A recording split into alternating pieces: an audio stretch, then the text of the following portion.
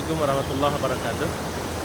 Bismillah, alhamdulillah, wassalatu wassalamu ala rasulillah wa ala alihi wa sahbihi wa wala la hawla wa la quwata illa billah wa ta'ala. Pemirsa yang saya hormati,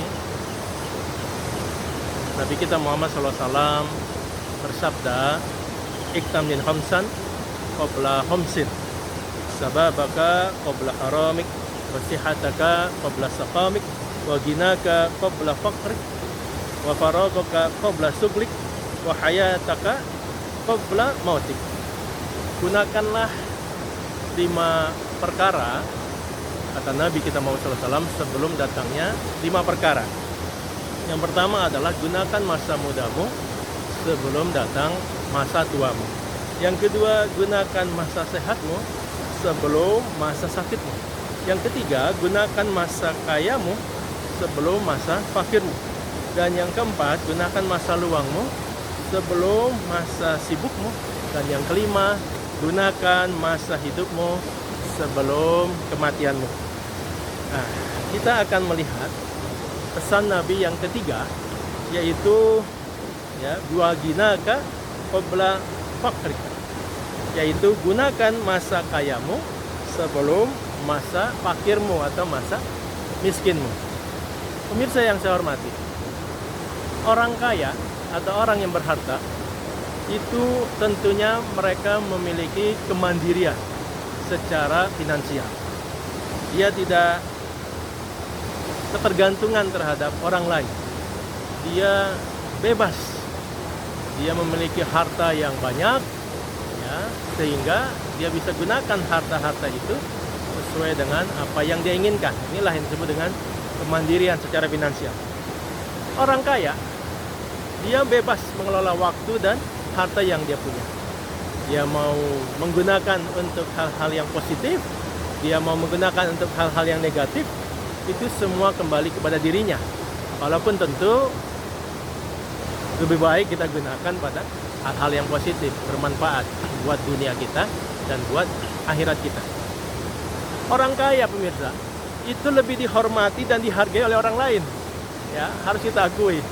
Orang kaya pasti banyak yang menghormatinya, banyak yang menghargainya dibandingkan orang yang fakir, orang yang miskin. Ya, itulah dunia. Orang dihargai karena hartanya.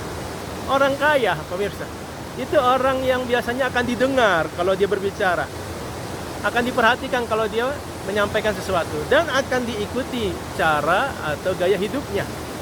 Ya, jadi orang kaya itu memiliki satu hal yang diperhatikan oleh orang lain karena dia memiliki harta.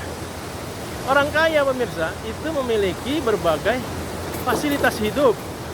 Ya, fasilitas berupa kendaraan, berupa tempat tinggal, apartemen, ya. Kemudian berbagai macam kartu yang bisa dia gunakan untuk berbelanja dan lain sebagainya. Ini adalah fasilitas hidup karena dia kaya. Lalu kemudian orang kaya, pemirsa, dia memiliki peluang untuk memberikan kehidupan yang baik bagi keluarga dan kerabatnya serta bagi orang lain.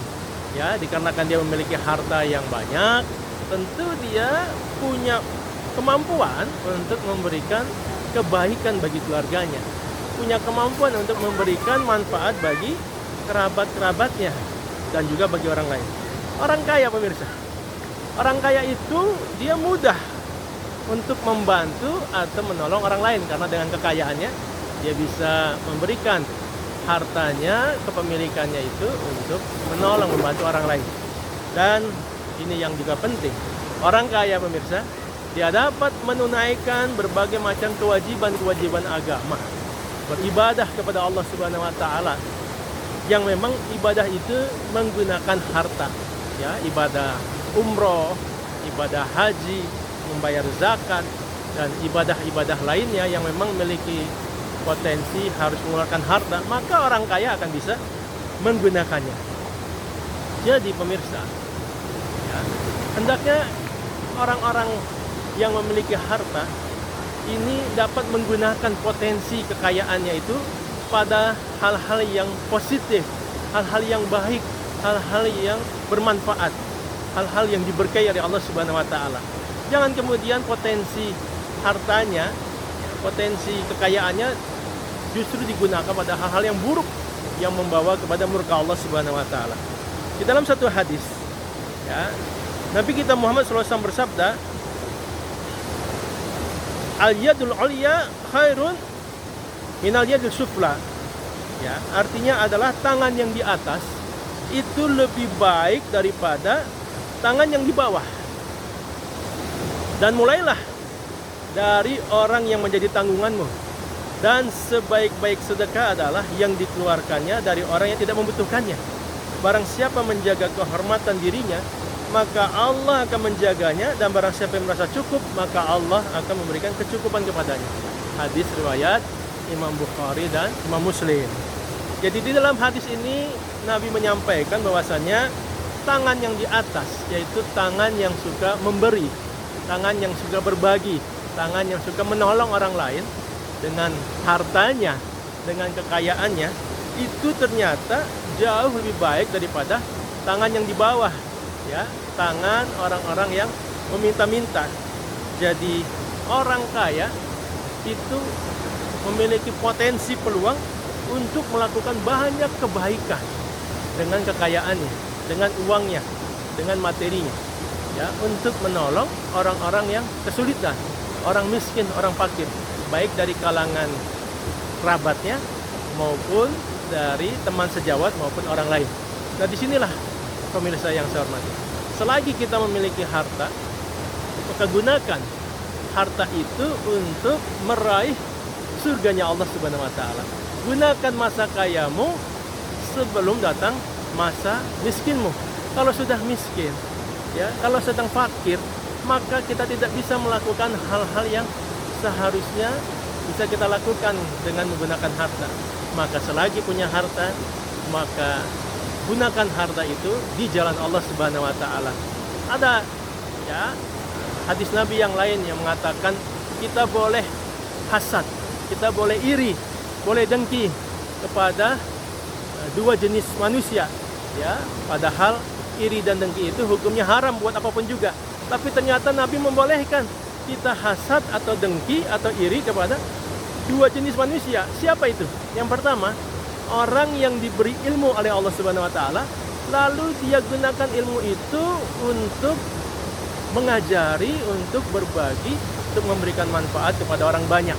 Nah, ini adalah orang yang berilmu yang bisa memberikan manfaat buat orang lain. Kita boleh iri kepada orang yang berilmu seperti ini. Yang kedua, orang kaya yang dengan hartanya dia suka berbagi kepada orang lain. Dia berikan kekayaannya itu kepada banyak orang dalam rangka menolong orang lain agar bisa semakin dekat kepada Allah Subhanahu wa taala. Jadi ketika kita kaya, lalu kita bisa menggunakan harta kita di jalan Allah Subhanahu wa taala dengan sebaik-baiknya, ini akan memberikan banyak sekali kebaikan-kebaikan yang tidak bisa diberikan ketika kita miskin. Pemirsa, selagi punya harta, gunakan harta itu di jalan Allah Subhanahu wa taala, berikan manfaatnya kepada orang-orang lain, dan bersyukurlah pada Allah, ya, dengan harta itu, sehingga harta ini malah membawa ridho dan berkah Allah Subhanahu wa taala. Demikian yang bisa Al-Fakir sampaikan, ya, mudah-mudahan bermanfaat. Al-Fakir Muhammad Wiryadi. Wabillahi taufiq wal hidayah. Assalamualaikum warahmatullahi wabarakatuh.